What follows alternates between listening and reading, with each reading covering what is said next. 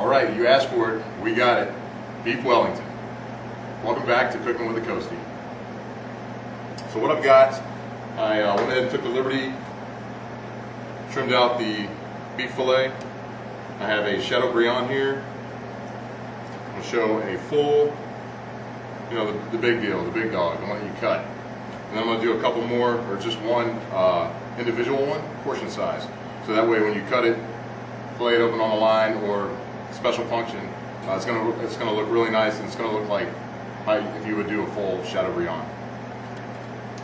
All right, first thing we're going to do is salt and pepper. So get this nice and salty.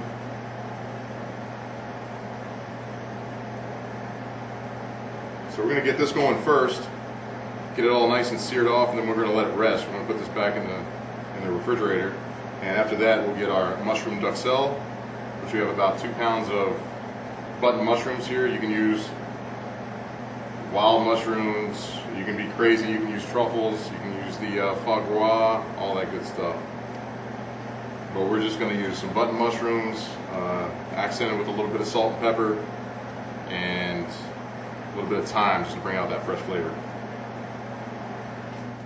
Alright, so I got my pan, slope-sided saute pan, got it on high heat, medium-high heat right now. Got about, I'm going to put about 2 tablespoons of olive oil in.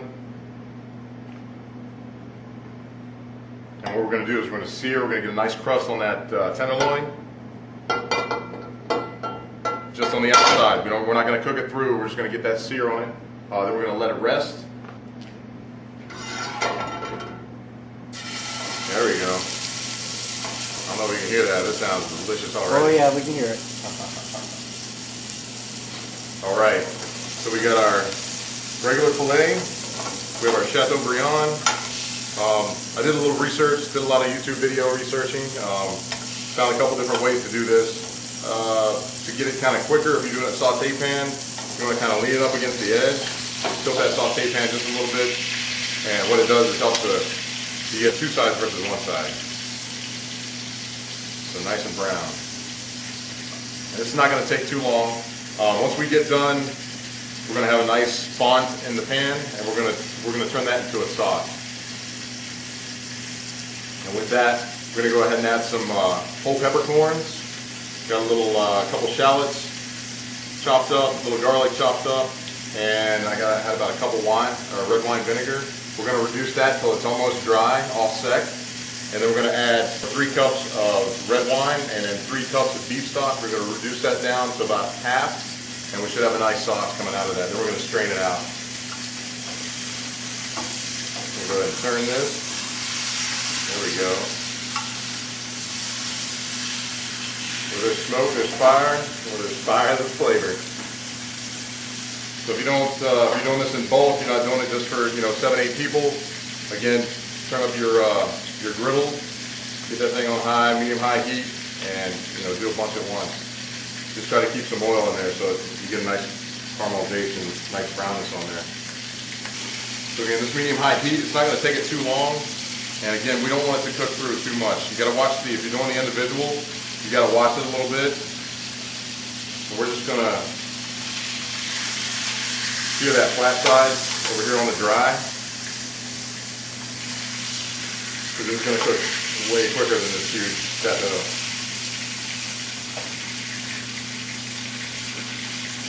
Any leftover pieces, also trimmings from your tenderloin, I recommend getting it in untrimmed, and then use all that extra meat, trim it out, use that meat to put in the pan to give it a little more flavor for your sauce.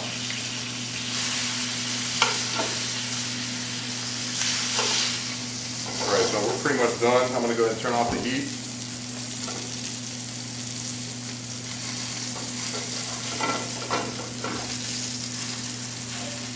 Put this in a pan. I'm going to put it in the refrigerator. I'm putting this in uncovered because we don't want to hold in any of that heat. We want to get rid of that heat, dissipate it. Alright, so to the pan that we seared the beef in, I threw about a tablespoon of whole peppercorns, a little melange of peppercorns that we had here. Rub chopped some shallots and garlic. I got about 2 shallots in there and about 5 cloves of garlic. I've got that wine. I put the 1 cup of wine in. It's already reduced. It's just dry, all sec. So to that, I'm going to add red wine. What that's going to do, that's just going to help us bring the rest of that font up created from reducing that red wine vinegar to all sec. Nice. So we're going to throw that in there. We're going to let that reduce down. We've got about 3 cups in there. We'll reduce it down to about a cup, 3/4 of a cup, and then we'll add our beef stock. So we'll come back to that and we'll get started on the rest of the beef Wellington. All right, so I've got about 2.5 pounds of the button mushrooms. Looks like a lot, but it's not. It'll probably do about 2 of those full Chateaubriands. Once you reduce it down, get rid of all that moisture, and we get it down to that duxelle, that paste. So we'll throw them up about half full. We want kind of a fine chop on those.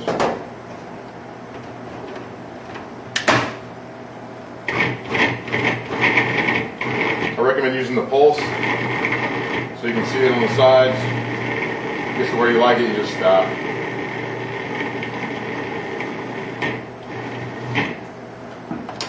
Open it up and check it. A little bit more.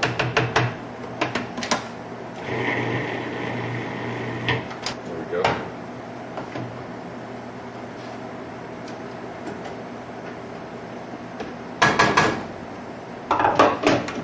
So another interesting thing I found about this online, and I've done it a couple times with steaks, is to use chestnuts. They have water-packed chestnuts. You're going to put those, mix those in with the mushrooms. Gives it they got a little fortified a little bit more.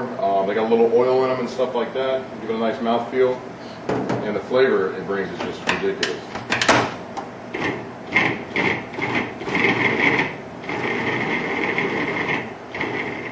All right, 2.5 pounds, ready to go.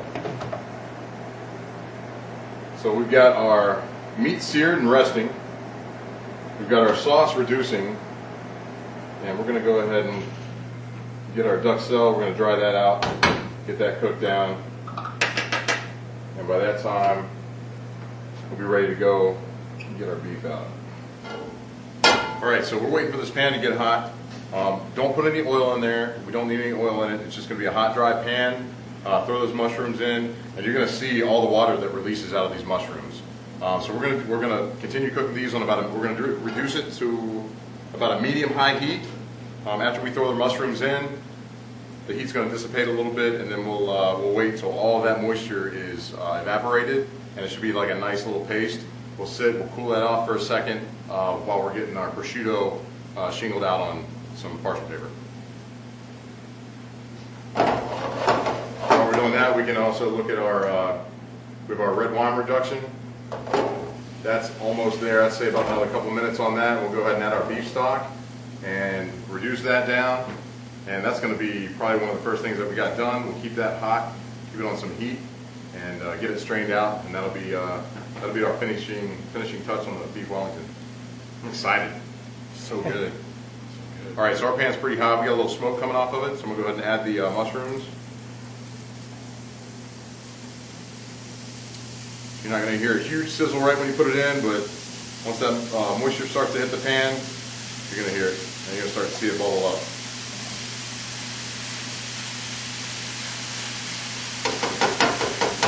All right. To this, we're gonna add a little bit of kosher salt, a little bit of black pepper, and I've got some fresh thyme that I have stemmed, and we're just going to throw that in there, and that's just going to bring out that bouquet a little bit. So, a couple pinches of salt, a little bit of pepper, and we're going to throw in that fresh thyme. And you can already see that water starting to bubble up around the sides. Tons of water in mushrooms, tons of water. All right, so our red wine is also reduced. We're going to throw in our chilled beef stock.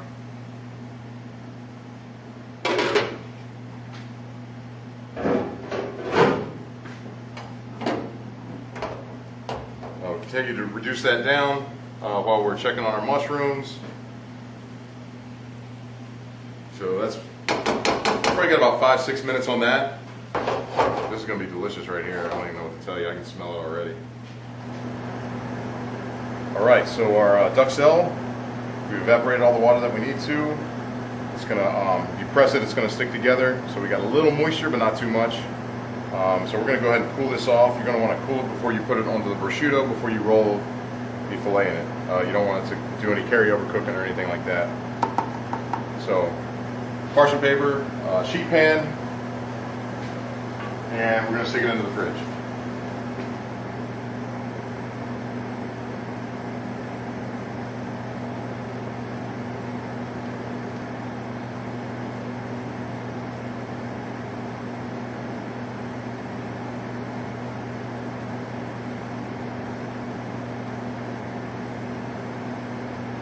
Alright, so here's a little measure. It's going to be about a ½ inch open on each side, overlapping. So we're good there. We'll go ahead and fill the duxelle.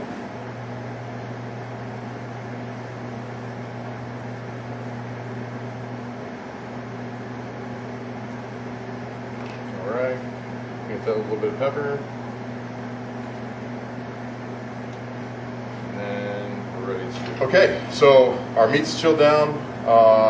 We've got our duxelle on top of our prosciutto. Again, we've got our sauce reducing. The sauce is pretty much done. I'm just waiting to strain it. I've got it on low heat. So pretty much as we're doing everything else, it's doing whatever it wants to do. That's good. I got a little, you can use English mustard. I've got a little bit of Dijon mustard. What we're going to do, go ahead and brush that on to both of these. I'm going to brush on both of these fillets.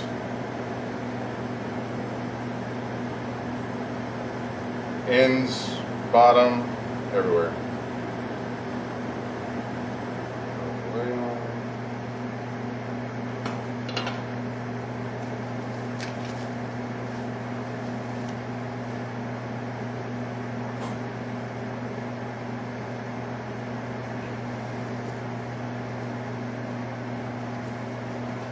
Okay, we're going to just continue rolling it. We're going to have a little bit. Gonna have to push back in.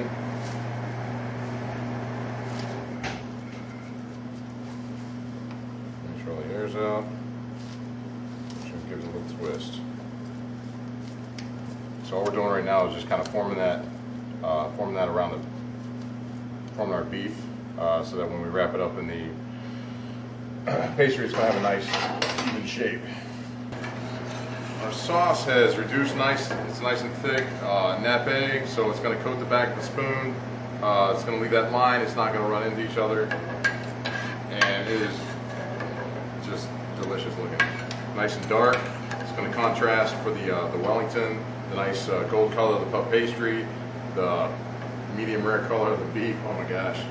So anyway, we have our chinois. I have a stand. You can just rest it in a pitcher. I got a Cambro rubber spatula just to make sure we get all the good stuff pushed through the chinois. So we'll go ahead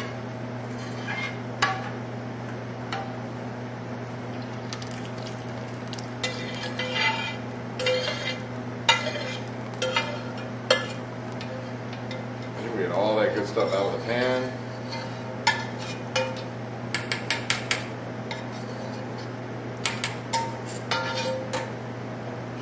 There's hardly anything left on that pan. Chinois, you'll notice they drain slower than just a regular china cap. It's a finer mesh, so you got to kind of help that sauce find its home. Back and forth, just kind of pushing on that screen a little bit. When you're done, you'll know you're done. You'll have a nice paste of your vegetables or whatever else you put in there to add flavor to that stock.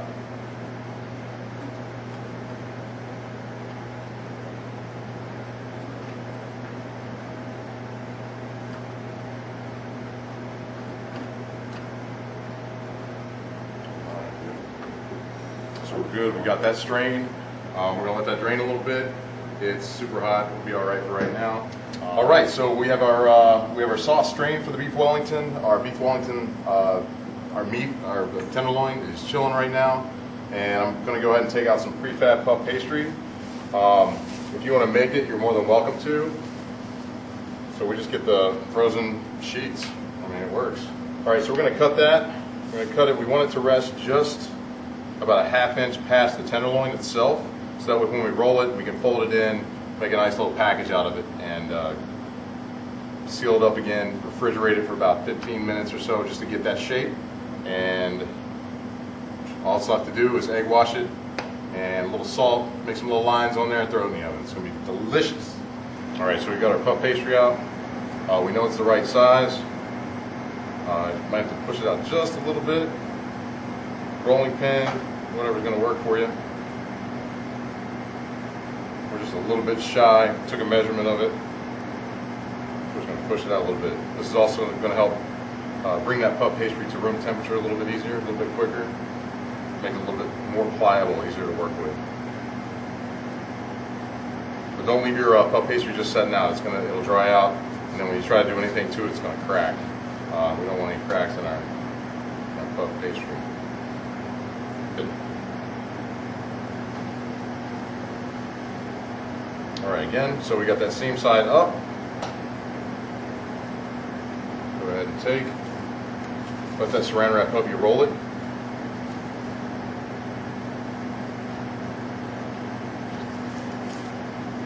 And we want it to just cover it. Okay, so that's going to work. That's going to work out perfect. All right, last thing we're going to do before we put it in the fridge, we want to make sure we can get this puff pastry sealed. So I've got an egg wash. This is not your typical egg wash. This is all yolks. There's no water. There's no egg whites in it. This is going to help the puff pastry stick. It's going to seal it. It's also, we're going to brush this on before we stick it in the oven, and it's going to give it that just a nice, beautiful, crisp golden brown when we're pulling it out. You want to make sure you get all sides of this because we're going to use this on the ends. We're going to almost seal it like a present, like you're wrapping a present. And then let it set in the fridge and bring it out, brush it, cut it. Good to go. All right, here we go.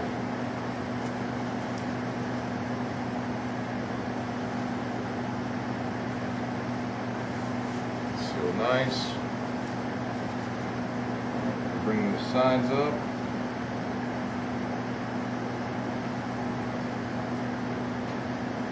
Fold it over. Push together just like a present.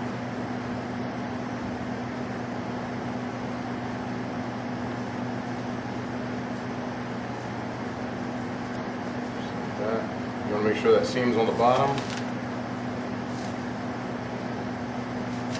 All right. Use the same saran wrap. Make sure you pull those ends out.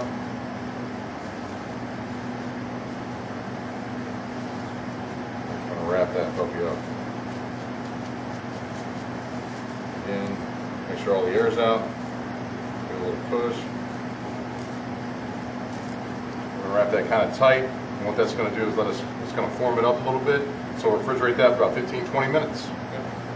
All right, so we let that rest for about 15 to 30 minutes.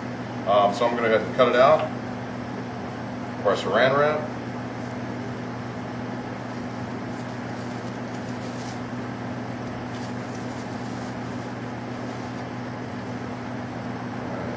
That's nice. So I've sprayed a sheet pan with a little bit of hand spray. We're going to place this, see the seam? We're just going to put that on the bottom, just like that. We're going to go get our egg yolk, our egg wash. We're just going to brush the whole thing. All right, again, this isn't the typical egg wash. This is going to just crisp up, brown that puff pastry. You're going to hit a crunch when we bring it out of the oven and cut into it. It's going to be nice.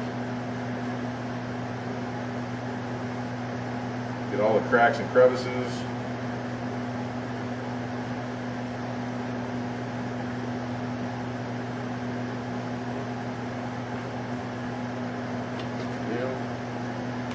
Next, if you're going to go this far for a beef Wellington, might as well make it fancy. You don't want to look at just a plain piece of bread. So we're going to take the back of a paring knife, lightly, just lightly, real lightly score it down the top. On the sides, you're just going to kind of make a sweeping motion, the back of your knife. We're not cutting into it, but what it's going to do is when it bakes up, it's going to have a nice little design. again on the other side, just opposite. Just going to mark that in there.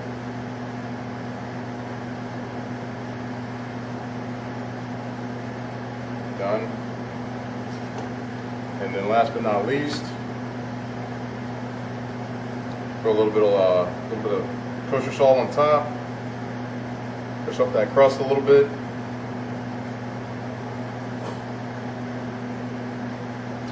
Your oven, about 375 convection. I've got it on low fan, so you can probably pick it up to about 400. Basically just 375. We'll let that go for about 35 minutes. We'll bring it out. It'll be nice golden brown. Don't forget to flip it in the middle. About halfway through cooking. That way both sides brown nice and even. Okay, so we've had our beef Wellington in for about 30-35 minutes. Got a nice golden brown on it. You can see the lines that we cut. Just help accentuate it a little bit. We've let it rest. I let it rest for about 15 minutes. So we're going to go ahead and pull it out. We're going to plate it up. So we have our dish. We have our sauce ready to go. We're going to go ahead and put some of our sauce on the plate.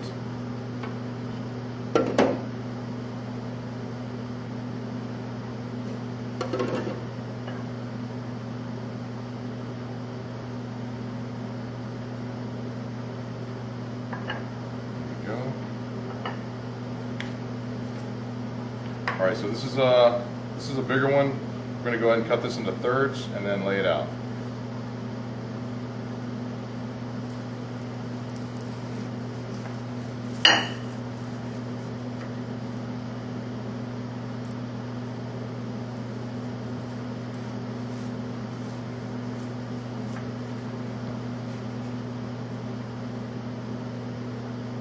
There you go.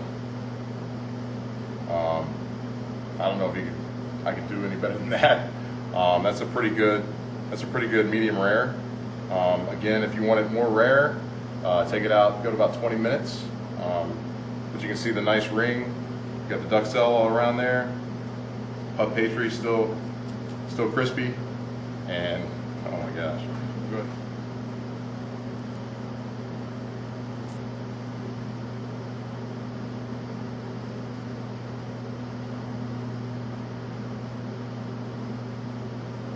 There you go. There is your beef Wellington. Again, I hope you enjoyed it. If you got any comments or concerns, or just any more best practices to help this go a little bit more smoothly, let us know. We hear you. Keep coming back and enjoy your beef Wellington. Thanks again.